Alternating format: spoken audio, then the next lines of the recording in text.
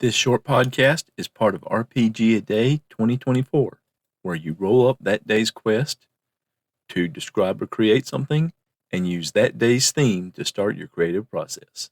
Day 18. Theme: Curse. Quest: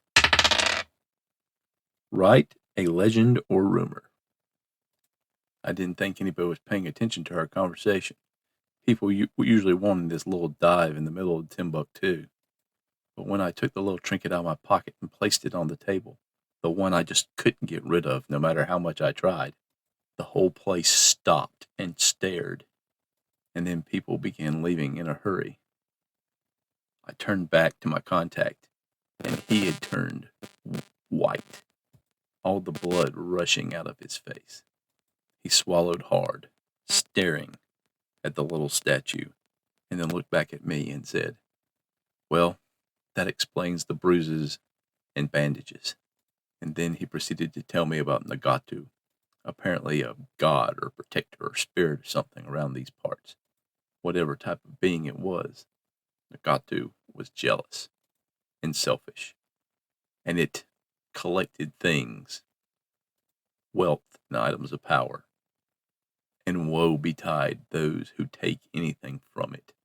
And I thought about that lost temple, the one just chock full of gold coins and jewels and gems of all types, and some stranger items of wood and stone that when you touched them or even got near them would make the hairs on the back of your neck stand up.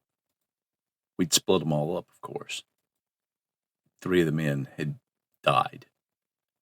One was hit by a car, one in an elevator car that the cable snapped, and one on the sidewalk from a very misplaced piano being moved to an upper floor. I'd fallen down the stairs twice, almost brained myself on the medicine cabinet door, and nearly slit my own throat with my razor this morning.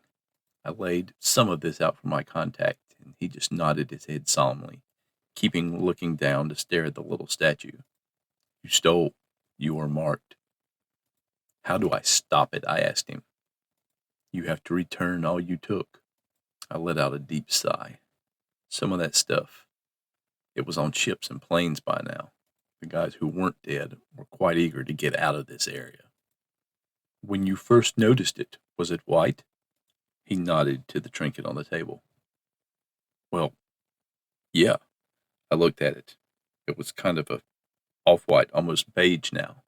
"It will get a little darker every day. On the day it finally turns solid black, that will be your last. You were fortunate in a way." I had to strangle a laugh because it was about to take me over. "Lucky, you say?"